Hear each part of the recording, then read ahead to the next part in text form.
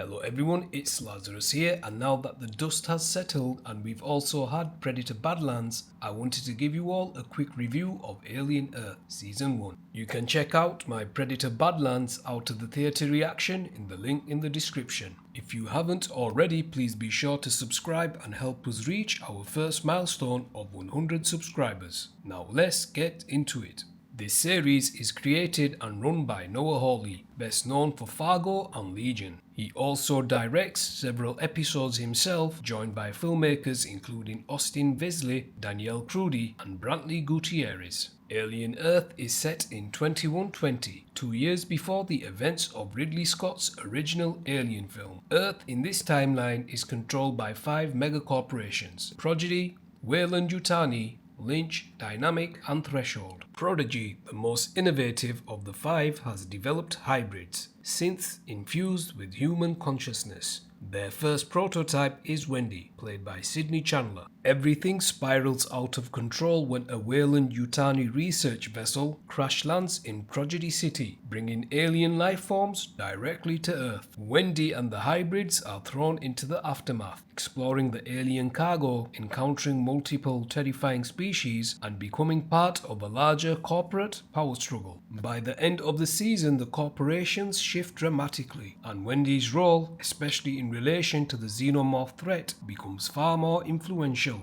as she and the other synths team up with it. Critics have responded very strongly to the series. On Rotten Tomatoes, the season sits at 94%.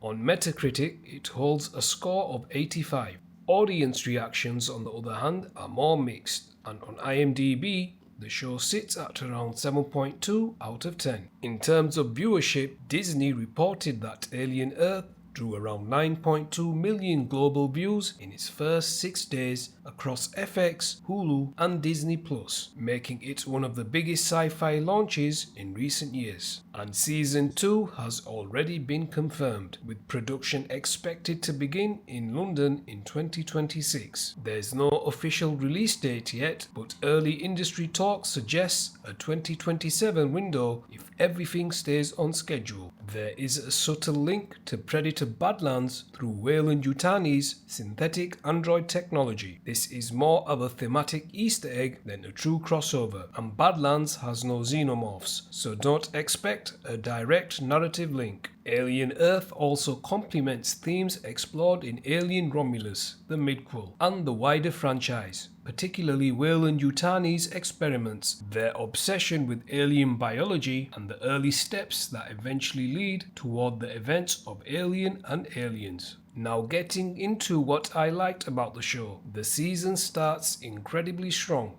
Visually, the show is stunning. The cinematography, lighting, creature designs, and industrial sci-fi aesthetic absolutely nail the tone of the Alien universe. The world building is outstanding, seeing how Earth looks under corporate domination. The architecture, the technology, the city layouts, the ship interiors all felt rich and believable. The alien creatures were a real highlight. Some truly brilliant designs and brutal moments that reminded me why this franchise is iconic. The cast was also excellent. Timothy Olyphant as Kirsch and Babu Cisse as Moro for me were standouts. Speaking of Babu, I actually had the chance to work with him briefly back in 2021 on Wolf, a production for Sky TV. He was an absolute gentleman. That personal connection definitely made seeing him here even more enjoyable.